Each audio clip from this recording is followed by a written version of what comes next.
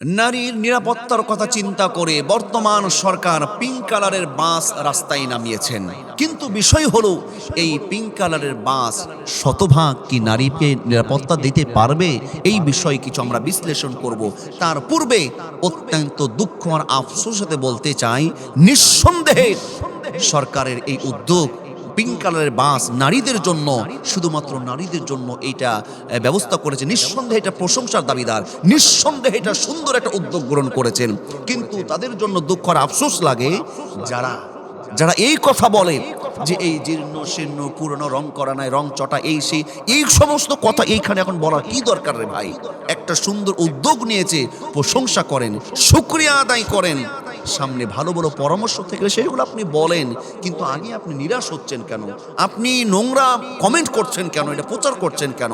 এটা আমাদের দেশের জন্য খুবই বড়, আমাদের জন্য এটা আমাদের দেশের খুবই একটা দুর্ভাগ্য। এটা আমাদের মানুষের, আমাদের জাতির একটা খুব খারাপ অভ্যাস। আমরা ভালো জিনিস গ্রহণ করতে পারি না, আমরা কারোর প্রশংসা করতে পারি না।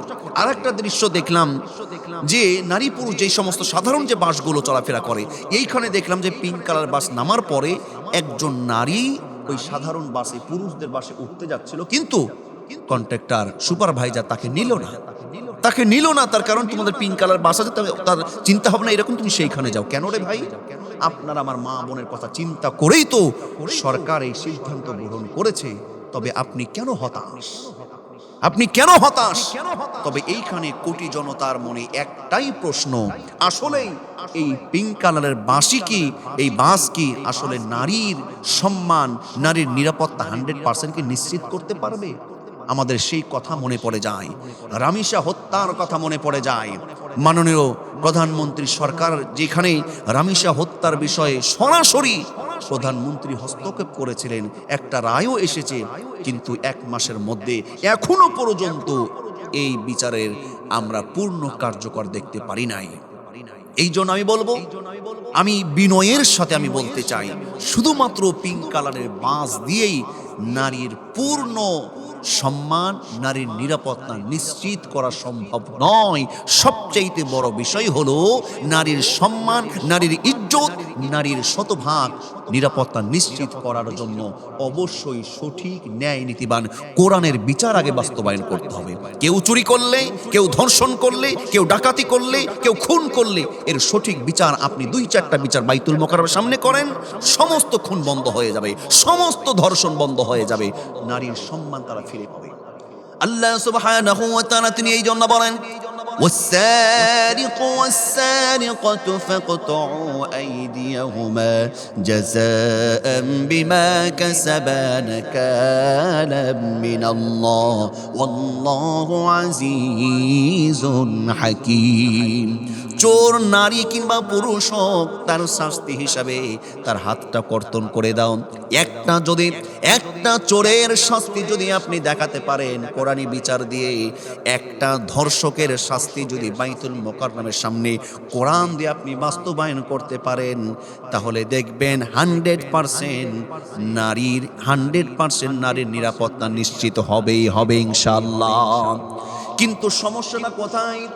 সমস্যাটা হলো এক জায়গায়, কোরআনে বিচার করতে গিয়ে আমরা কোন জায়গায় আটকে যাই? আমরা সঠিক ন্যায় নীতিবান বিচার আমরা মানুষের সামনে করতে পারি না। আমরা দল দেখি, নিজের গোত্র দেখি, বিচার ফাইসালা তখন এলোমেলো করে ফেলি।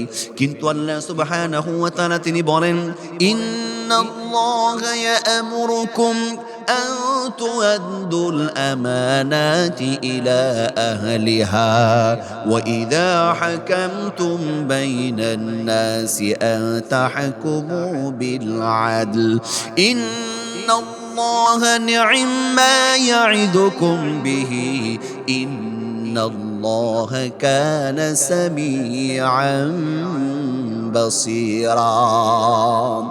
আল্লাহ বলেন, যার আমানতদার লোকদের কাছে আমানতটা পৌঁছে দাও, এবং যখন মানুষের মাধ্যমে বিচার ফাইসালা করবে, কে কোন দলের, কে কোন গোত্রের, কে কোন ধর্মের, কে কোন রঙের, সেইটা না দেখে মানুষের মধ্যে যখন বিচার করবে, ইনসাফ ভিত্তিক ন্যায় নীতিবান আদল বিচার করবে। বলি সুবহানাল্লাহ। এই কোরআনী বিচার বাস্তবায়ন করতে হবে। নারীর সম্মান, নারীর নিরাপত্তার জন্য আরো কিছু উদ্যোগ সরকারকে গ্রহণ করতে হবে। এক নম্বর হলো যে কেউ ধর্ষণ করলে ধর্ষকের সঠিক বিচার করতে হবে। 2 নম্বর হলো শুধু পিঙ্ক কালারের বাস নয়, একজন নারী ঘর থেকে বের হয়ে ওই বাস পর্যন্ত যাবে, তার জন্য রোড, তার জন্য রাস্তাটাও নিরাপত্তা নিশ্চিত করতে হবে। 2 নম্বর হলো ওই বাসে ওঠার জন্য যখন কাউন্টারে যাবে, কাউন্টারের স্থানটাও তার জন্য নিরাপত্তার ব্যবস্থা করতে হবে। নারী যখন কর্মসংস্থানে যাবে, অফিস, আদালতে, শপিং মলে, হাসপাতালে যখন যাবে, সব জায়গায় নারীর নিরাপত্তা নিশ্চিত করতে হবে।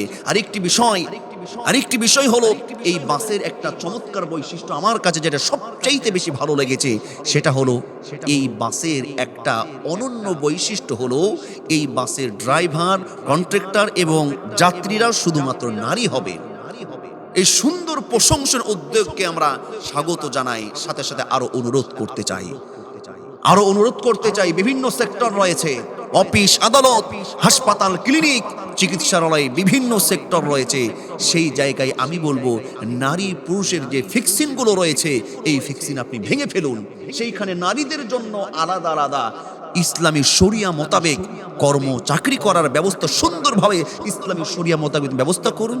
অত্যন্ত দুঃখ আর আফসোস লাগে যখন আমরা জানতে পারি, যখন আমরা দেখি যে একজন গর্ভধারিণী একজন মায়ের চিকিৎসা করছে একজন পুরুষ ডাক্তার। কেন রে ভাই? একটা সিজার করছে, ডেলিভারি করছে একজন পুরুষ দরকার। এই রকম ভাবে অনেক রোগী ধর্ষিত হয়। এই বিষয়গুলো বন্ধ করতে হবে। এইখানে নারী পুরুষ ফিক্সিং বন্ধ করুন। এই সমস্ত চিকিৎসালয়ে নারীর চিকিৎসা নারীরা করবে, পুরুষের চিকিৎসা পুরুষরা করবে। এই সমস্ত ব্যবস্থাগুলো গ্রহণ করুন, তবে আমি মনে করি 100% নারীর নিরাপত্তা নিশ্চিত হবে। মাননীয় প্রধানমন্ত্রীকে একটু অনুরোধ করতে চাই, চমৎকার সুন্দর চিনি যে উদ্যোগগুলো গ্রহণ করছে, তিনি প্রশংসায় ভাসছেন। আমি আরেকটা কথা বলতে চাই, এটা আমার কথা নয়, আল্লাহ সুবহানাহু ওয়া তাআলা সূরা হজের 41 নম্বর আয়াতে বলছেন, যারা রাষ্ট্রের ক্ষমতা পাবে, রাষ্ট্রের দায়িত্ব যারা, রাষ্ট্রের কর্ণধর যারা হবে, ইসলামী রাষ্ট্রের শাসক যারা হবে, তাদের জন্য আমার আল্লাহ পাক 4টা নির্দেশ দিয়েছেন। আল্লাহর কথা আল্লাহ এইভাবে বলেন, আল্লাযীনা مكناهم في الأرض أقاموا الصلاة وآتوا الزكاة وأمروا بالمعروف ونهوا عن المنكر ولله عاقبة الأمور। আল্লাহ সুবহানাহু ওয়া তাআলা তিনি বলেন, তারা এই লোক যারা রাষ্ট্রের ক্ষমতা যখন পাবে, এই সমস্ত শাসকগুলো, ইসলামী শাসকগুলো, নায়কগুলো কি করবে? তারা 4টা কর্মসূচি হাতে নিবে। এক নম্বর হলে আকামুস সালাহ, নামাজ তারা বাধ্যগত করবে। যেমন ভাবে নারীর নিরাপত্তার জন্য যেমন সুন্দরভাবে এই একটি পিঙ্ক কালারের বাস আবিষ্কার করা হয়েছে, রাস্তায় নামানো হয়েছে, আর একটা সুন্দর উদ্যোগ নিতে হবে যুবক যুবতীদের জন্য, প্রাপ্তবয়স্ক যুবক যুবতীদের জন্য 100% নামাজ কায়েম করার আইন আদেশ বাস্তবায়ন করতে হবে। 2 নম্বর হলো ওয়াতাউজ যাকাত, যাকাতি সমাজ ব্যবস্থাপনা করতে হবে। 3 নম্বর হলো আমারু বিল মারুফ, ভালো কাজের আদেশ, ওয়া নাহাউ আনিল মুনকার, এবং মন্দ কাজ থেকে দূরে সরাতে হবে, মন্দ কাজে বাধা প্রদান করতে হবে। রাষ্ট্রের প্রধানের, রাষ্ট্রের সরকারের যে যতটুকু দায়িত্ব রয়েছে, ততটুকু ক্ষমতা দিয়ে, দায়িত্ব দিয়ে সমাজে রাষ্ট্রের সমস্ত অন্যায়গুলো দূরে সরিয়ে দিতে হবে। আপনি নারীর নিরাপত্তার জন্য পিঙ্ক কালারে বাস করেছেন, আপনি করেন না প্রতিটা কলেজ, ইউনিভার্সিটির মা বোন, আমাদের মেয়েদের জন্য, নারী শিক্ষার্থীদের জন্য সুন্দর একটা উদ্যোগ, পর্দার বিধানটা আপনি চালু করে দেন না, পর্দা বাধ্যতামূলক করেন। এই সমস্ত বিষয়গুলো যদি আমরা একটু করতে পারি, আমাদের দেশটা আরও সুন্দর হবে, দেশটা সুশৃঙ্খলভাবে শান্তিতে ভরে যাবে, দেশের মানুষ নিরাপত্তা ফিল করবে, নারীরা শতভাগ নিরাপদ পাবে, আমাদের দেশটা আরও বেশি ইনশাআল্লাহ এগিয়ে যাবে।